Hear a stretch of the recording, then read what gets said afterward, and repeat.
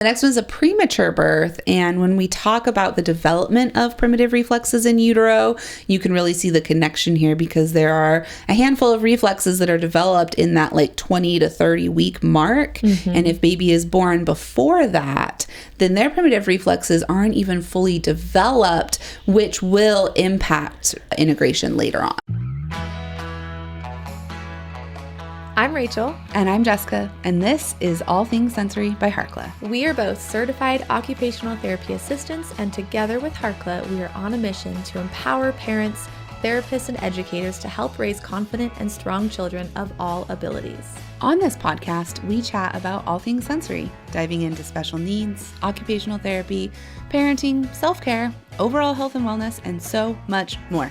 We are here to provide raw, honest, and fun strategies, ideas, and information for parents, therapists, and educators, as well as other professionals to implement into daily life. Thank you so much for joining us. Hey there, welcome back to All Things Sensory by Harkla. We're so happy to have you here today. I'm Rachel. And I'm Jessica. Today we're talking about potential causes of retained primitive reflexes. This is a question we get asked a lot, and it can be a potential, it can be a difficult conversation because we really want to make sure that we aren't making anyone feel like it's their fault that their child might have retained primitive reflexes. So we're trying to steer clear of that verbiage. This is just all about awareness. The more information you have, the more you can do to support. Yep. We'll answer a listener question at the end as well. And then we're also going to put all of the links to the research and our favorite resources on primitive reflexes in the show notes, so you can also check it all out. Yes, we do have free webinars on this topic of primitive reflexes. We have a full course on primitive reflexes as well. So if you are the I'm going to do it at home type of person, we have those resources for you, so you can get started and implement this information and see a positive change immediately. Well, not immediately because it's the long game, but yeah, it's a marathon, not a sprint. Exactly. Yes. So there you go. A lot of things we're going to talk about. Some of the things are within your control. Some of the things are outside of your control. Like Rachel said, we're not placing blame on anyone. This is just the more you know, the more you can do.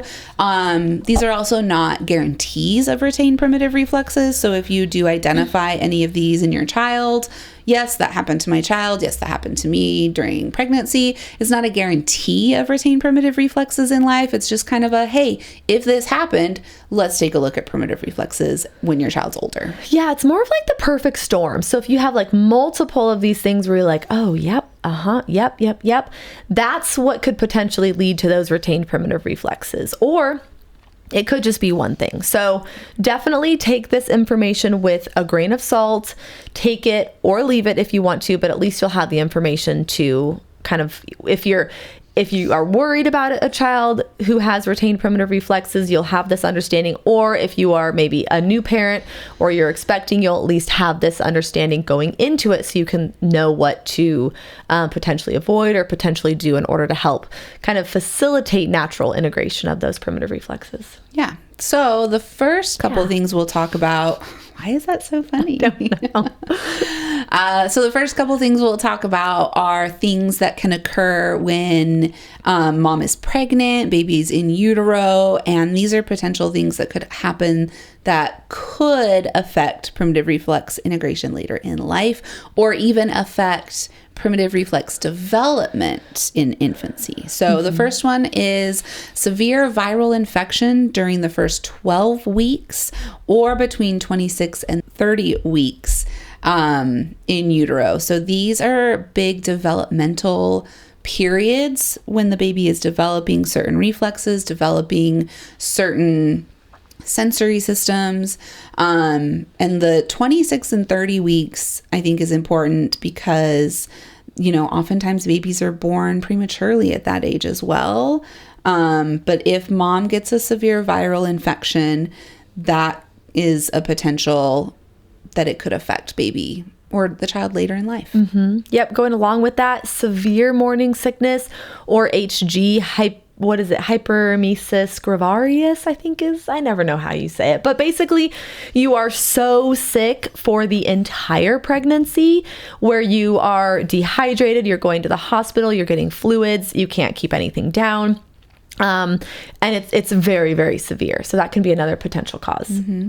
Another one that we can probably all agree on would be any sort of drug or alcohol use during pregnancy. We know that this affects neurodevelopment. We know that it affects physical development of the baby, and this will impact. I feel like this one's like almost a guarantee. I think so too. That it will affect primitive reflexes. Yes, definitely. Radiation as well is another thing to keep in mind. If you maybe have a higher risk pregnancy and you're getting ultrasounds every week, that could be something to just be aware of or just note. Radiation, x-rays, going to the dentist, and making sure that you're advocating for avoiding x-rays. If you were going through cancer, the list is long, but as long as you're aware and you're potentially avoiding radiation when possible, that's the goal. Yep. Next would be severe stress or trauma to a pregnant mom. I feel like this is a guarantee as well. Yeah, especially during certain developmental periods.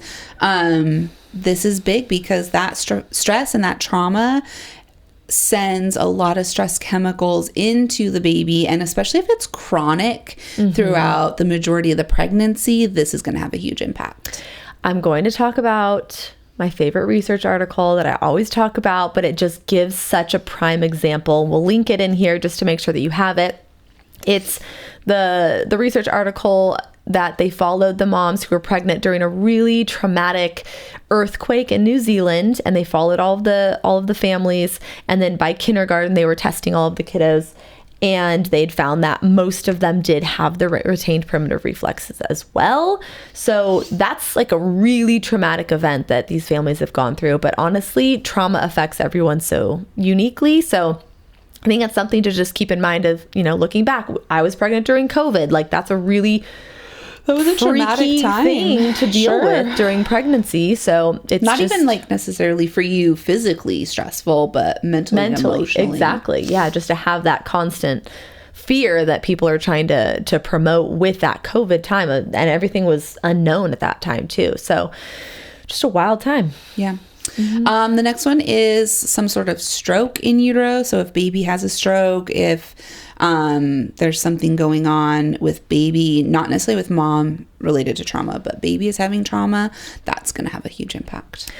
And Sally Goddard in her book Neuromotor Immaturity, she talks about IVF as when you are conceived as a result of IVF, that being a potential cause for retained primitive reflexes. I haven't done a ton of research on that specific topic, but my theory is that anytime we are interfering with the natural process, that can potentially lead to retained primitive reflexes. So again, the food for thought. We're not saying do this, do that. We're just saying have this information. At least you know what to prepare for and things to kind of keep your eye on and work through. Yeah. The next few items we'll talk about are during the birth process. So the first one is either a prolonged, extensive, very difficult labor or an extremely fast labor. So, you can't win, right? You just really can't win. You need to have perfect timing. Well, you think about, it makes sense with the long births, but thinking about the fast births, they're just not in the birth canal long enough to twist and turn and to stimulate those reflexes, because those reflexes are kickstarted during that birthing process. So each contraction stimulates the spinal galant reflex and the ATNR, and when they come out, they have that Moro reflex taking their first breath. God, you just really can't win. I know. It's like, I had a quick birth, but yay, we have some retained primitive reflexes. I know. You never know. The next one is a premature birth. And when we talk about the development of primitive reflexes in utero, you can really see the connection here because there are a handful of reflexes that are developed in that like 20 to 30 week mark. And if baby is born before that, then their primitive reflexes aren't even fully developed, which will impact integration later on. That's a big one. Yep. Assisted delivery methods. So if you are needing vacuum extraction or forceps or any additional tool to help get baby out of the birth canal, that can potentially lead to some retained primitive reflexes as well. Going along with that, an induced labor. And again, remember, we said that these are not a guarantee of retained primitive reflexes. And I always use my son as an example because 11 and a half years ago, it's a different time. I was induced because I was like a week and a half late, and they broke my water. I got the drugs. Give me the drugs to start the process. And, he has no negative impact from retained primitive reflexes. I've talked about this before, that he had a couple years ago, I tested his ATNR, and he still had a little bit of an ATNR left, but it's never impacted him functionally. And again, coming from an OT mom who's done all the things with him since birth, since he was little, has, I'm sure, made a huge impact. But I think it's just important to remember that the things we're talking about are not a guarantee of retained primitive reflexes. It's just good to keep in mind. Yeah. And I think too, like if you do get induced and it's like, it's not working and it's taking a long time and you have like multiple, it's kind of that cascade of interventions with trying to get this baby out when maybe baby isn't quite ready. And it's like, we induce and then we need the vacuum and then we need an emergency C-section, or things are just taking a really long time. There are good positive induction stories out there for sure. You had one, but also keeping in mind if it's like something just isn't quite clicking in there, that's kind of more of that red flag, I think, in my mind, because, there's inductions every day, and I'm sure a lot of them are productive and beneficial and necessary, of course, but just those when it's just not quite working, I feel like it's more of that red flag. Yeah, sure. And then we can talk about C-sections, which we know can be very life-saving, can be necessary in some cases, but just keeping in mind that if your baby was born via C-section, we want to look at those retained primitive reflexes later in life, because like Rachel mentioned, a vaginal birth will stimulate that spinal galant, that ATNR, and then that Moro reflex during the first breath.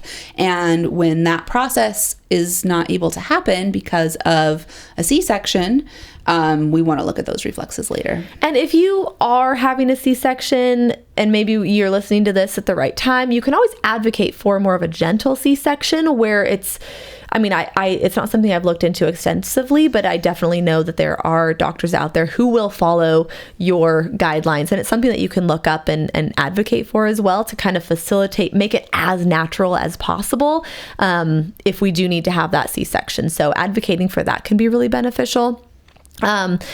Fetal distress as soon as they're born, if they are needing CPR, if their APGAR score is low, if the cord is wrapped around their neck and they're not able to breathe, they come out blue. All of those are potential causes for retained reflexes later on as well. Even prolonged jaundice can have an impact. Think about both my kids. They had severe jaundice. Not severe. I wouldn't say severe. They didn't need the blankets or the bilirubin blankets or anything, but we did have to go in consistently and do the pricks and all that stuff.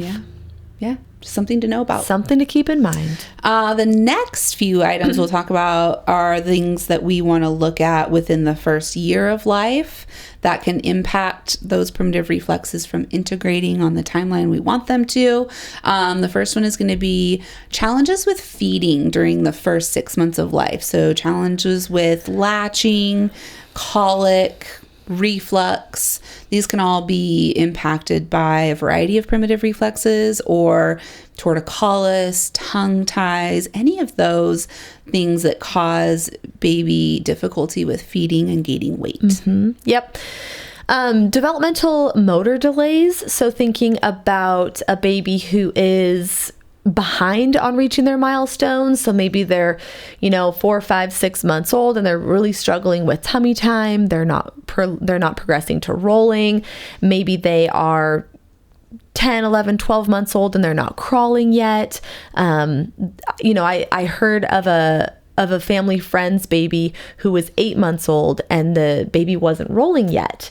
And, I was chatting with her and asking a few questions, and she just said sleep was really difficult and they still had him swaddled at 8 months old. And I said, I understand that sleep, you need your sleep, but a baby needs to be able to practice those milestones in their sleep before they will master them when they're awake. So that's just something to keep in mind. If you have a baby who's in that Magic Merlin suit and they're not rolling, take them out of those. It's technically a container. A swaddle is a container. So think about what they're doing at night as well to make sure that we're seeing those skills during the day too. Yeah. Yeah. Some other things to look at would be minimal floor time as an infant or excessive use of containers. I always think about, other countries where babies are in the orphanages for several years and they don't get that free movement play on the floor. They're in the containers most of their life. They get adopted, and then we see a lot of neurodevelopmental challenges, motor coordination challenges. We're going to see those retained primitive reflexes as well. Mm-hmm. Yep. And then the last one here, again, I think this is from Sally Goddard and Bonnie, I can't remember her last name, but the Symphony of Reflexes. They both talk too about adverse reactions to any of the inoculations. So if your baby is having severe adverse reactions, I think that's something to keep in mind and do what's best for your family. Look into it, do the research, just, do what's best for you. But if we are seeing those adverse reactions, it definitely is something that we need to pay close attention to. Yeah. So if any of this hit home, if you are wondering what to do next because some of this sounds familiar to your child, we will link our free primitive reflex webinar in the show notes, because that would be the next step to learn more about some specific primitive reflexes and what you can do about it, especially later in life. Mm-hmm. Yep. Yeah. All right, let's answer our listener question today. This is from T, a dedicated follower and physical literacy coach for 2 to 8-year-olds. A little boy that I'm coaching, when in his free time at home, is obsessed with crashing his large toy cars into each other over and over and over again until they break and fall apart. He gets so much satisfaction from this. He also loves water balloons. I'm curious to understand this more. He has a diagnosis of ADHD, really good physical competence, still wetting the bed at 5 years old in a nighttime pull-up, and twirls his hair while drinking his water at night. Any insight would be so helpful, please. Bedwetting at 5 years old in a nighttime pull-up. We want to look at a couple of things. One would be looking at the spinal galant reflex, but also looking at his pelvic floor, looking at his interoception.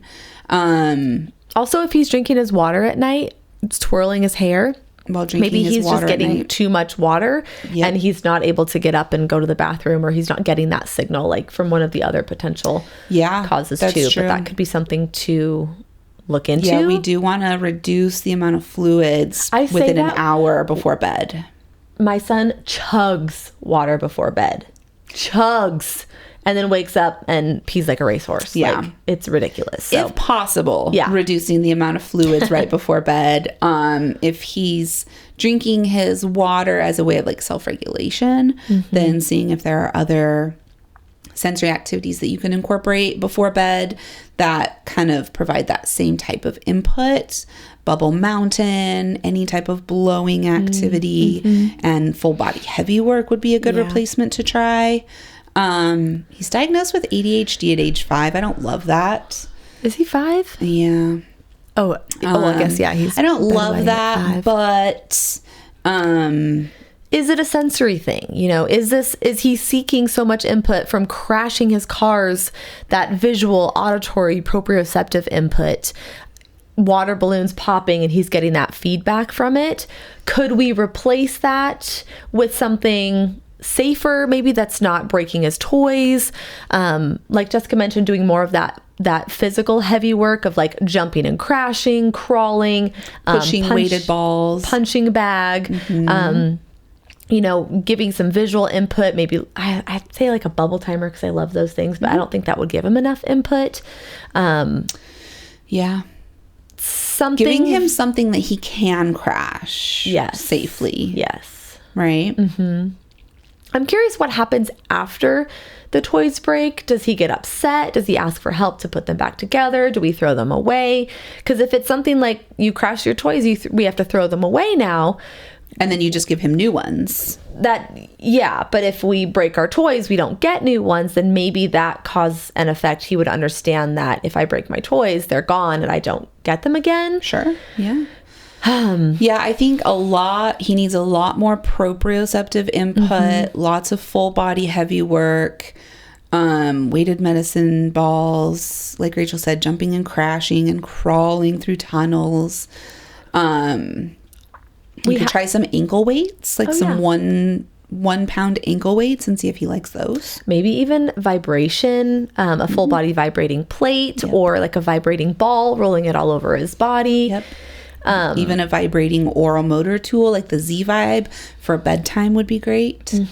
Yep. We have a free sensory checklist that we'll link in the show notes. So that way, at least you can give that to his family to fill out and kind of get an idea of where his sensory needs are at, because maybe he just has that really high threshold and he just needs more input. Well, and the free sensory diet webinar would be super helpful too. So we'll also link that webinar, which would be great for you, but also for the family to watch and get some ideas from. Yeah. Okay, thank you for the question. We love that. We love being able to hopefully brainstorm and give you some new ideas. And if you have any questions, you can always reach out to us. We appreciate you being here. If you haven't already left us a review on iTunes or Apple Podcasts or Spotify or YouTube, we would love that. We appreciate your feedback so much. And if this episode was helpful, make sure you share it with somebody else, share it with a friend. Take a screenshot and tag us on social media. We're at All Things Sensory Podcast. Yep. Make sure that you follow us on Instagram too. That's where we like to hang out, at All Things Sensory Podcast. And we just appreciate you being here, and we'll plan on seeing you next week for another episode. Okay, bye. Thank you so much for listening to All Things Sensory by Harkla. If you want more information on anything mentioned in the show, head over to harkla.co/podcast to get the show notes. If you have any follow-up questions, the best place to ask those is in the comments on the show notes, or message us on our Instagram account, which is at Harkla_family or at All Things Sensory Podcast. If you just search Harkla, you'll find us there. Like we mentioned before, our podcast listeners get 10% off their first order at Harkla. Whether it's for one of our digital courses or one of our sensory swings, the discount code SENSORY will get you 10% off. That's SENSORY. Head to harkla.co/sensory to use that discount code right now. We are so excited to work together to help create confident kids all over the world. While we make every effort to share correct information, we're still learning. We will double check all of our facts, but realize that medicine is a constantly changing science and art. One doctor or therapist may have a different way of doing things from another. We are simply presenting our views and opinions on how to address common sensory challenges, health-related difficulties, and what we have found to be beneficial that will be as evidence-based as possible. By listening to this podcast, you agree not to use this podcast as medical advice to treat any medical condition in either yourself or your child. Consult your child's pediatrician or therapist for any medical issues that he or she may be having. This entire disclaimer also applies to any guests or contributors to the podcast. Thanks so much for listening.